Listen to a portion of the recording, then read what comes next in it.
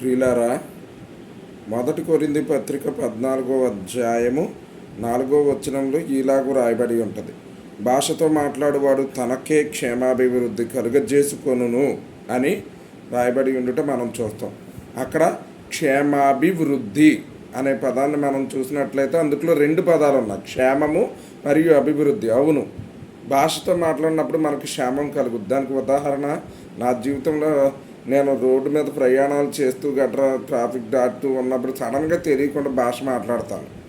అప్పుడు యాక్సిడెంట్ తప్పించబడుతుంది నేను చూశాను. అలాగే అభివృద్ధి, ఆత్మీయ కోణంలో అభివృద్ధిని కనుక మనం చూస్తే భాషతో మాట్లాడినప్పుడు మనం అడిగితే ఆ అర్థాలను నాకు గ్రహించేయి అన్నప్పుడు అది మనకు గ్రహింపు అవుద్ది. అంటే ఆ మిస్టరీస్ రివీల్ అవుతాయి.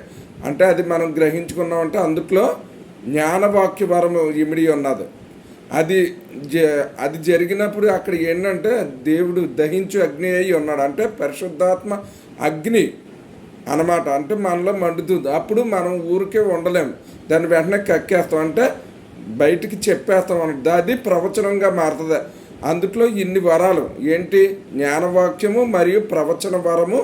అలాగే ఒకవేళ లోకపరంగా మనం ఏదన్నా దేవుని చిత్తం కోసం ప్రయత్నించినప్పుడు దానిలో సాతాను అనేక మెలకువలు పెట్టవచ్చు, కానీ మనకు స్పష్టత ఉంటుంది అనమాట. అంటే ఆ వివేచన కూడా కలుగుద్ది అనమాట.